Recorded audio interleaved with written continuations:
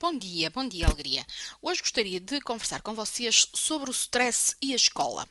Este é um tema que nós volta e meia voltamos a ele e, estando nós no terceiro período deste ano letivo, torna-se importante relembrar que o stress e a ansiedade influenciam bastante o desempenho dos miúdos nas aulas e nos testes. Nós próprios sentimos que quando temos um trabalho importante para fazer, a ansiedade nos provoca brancas ou bloqueios e, portanto, falar sobre o stress no terceiro período torna-se fundamental.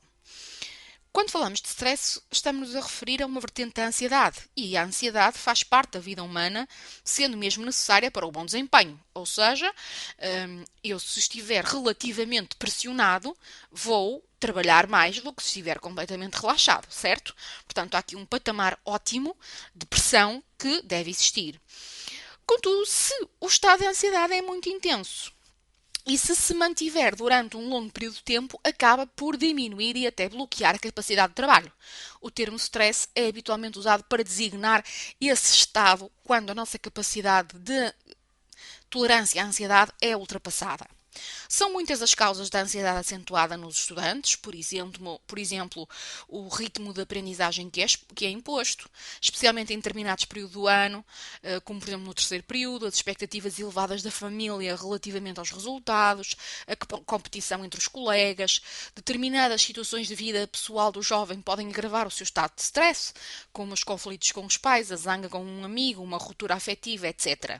E é evidente que nem todas as pessoas reagem do mesmo modo a situações idênticas, nem apresentam ou manifestam os mesmos sintomas. E então, os sintomas mais comuns para que os pais estejam atentos são dificuldade ou incapacidade de concentração, impaciência e irritabilidade constantes, dificuldades em dormir, pesadelos frequentes, baixo rendimento escolar, falta de vontade em desenvolver qualquer atividade, portanto uma certa apatia, mudança repentina do humor, perda de apetite ou grande vontade de comer. Nas vésperas dos testes e exames, o stress pode manifestar-se através de várias perturbações, físicas inclusivamente.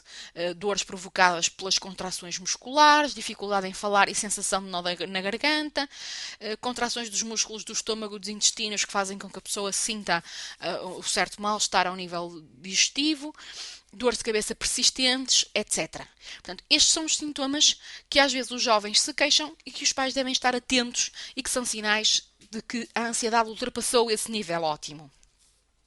Descrever os sintomas, antecipar, contando-lhe o que acontece quando se está muito ansioso, ajudará com certeza o seu filho a encarar as situações de stress.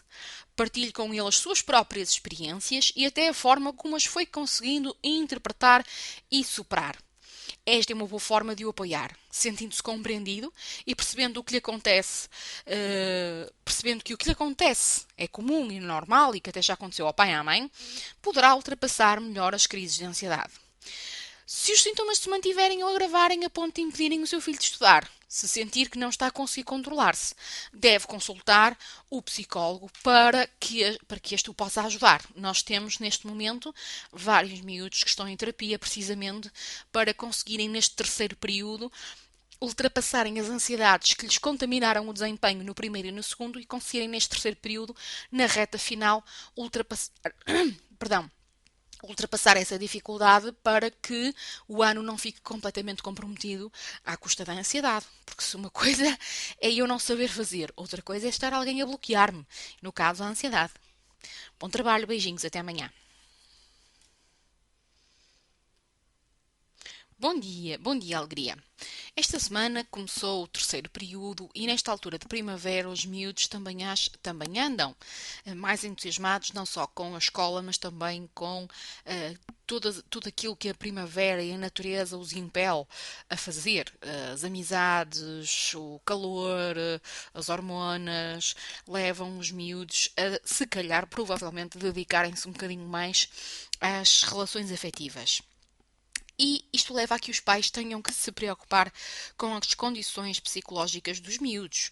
Portanto, não se pode reduzir as influências sobre o processo de aprendizagem à atenção nas aulas ou ao estudo. Sabemos que existem muitas outras condições, até parte delas orgânicas, mas também que têm a ver com o equilíbrio psicológico que envolve o bem-estar e o resultado nos testes é resultado então de uma conjugação de fatores. A motivação é uma delas, mas também existem outras, como por exemplo as relações afetivas. Há uma tendência por parte dos adultos a atribuir o rendimento escolar deficiente à falta de estudo, mas muitas vezes os adultos esquecem-se que o equilíbrio psicológico é uma condição fundamental para haver um bom aproveitamento escolar. Além da instabilidade emocional que caracteriza a adolescência, as relações afetivas que se estabelecem com a família, com os amigos, com os namorados ou com as namoradas podem influenciar o modo como o jovem se relaciona com o trabalho e com a escola. É muito importante que os pais tenham presente esta realidade e que não desvalorizem as perturbações que possam decorrer de uma crise familiar, de uma zanga com um amigo, da ruptura com um namorado ou até eventualmente de um amor não correspondido. Todas estas situações são situações que provocam sofrimento e que não devem ser desvalorizadas pelos adultos. Quando eu digo desvalorizadas, não é só no sentido de ignoradas, é mesmo desvalorizadas no sentido de dizer oh, isso passa, não ligues, é da idade. Deve-se evitar este tipo de frases.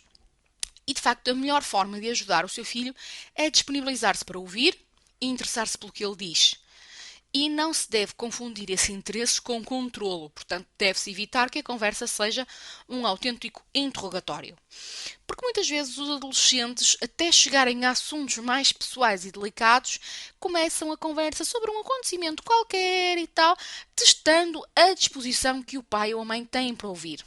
Então aí o conselho é, ouça, evite que, quando o seu filho está a relatar um acontecimento ou um problema, faça juízos de valor. Não desvalorize o que ele está a dizer com frases, como eu referi há bocadinho, do deixa lá, isso passa, pois estas afirmações são fatais e afastam inevitavelmente o jovem ou adolescente. Lembre-se que qualquer pessoa, seja um adulto, um jovem, uma criança, quando essa pessoa tenha um problema, falar do problema, partilhá-lo, é uma forma de o aceitar, de o encarar, ajudando o próprio a ultrapassá-lo.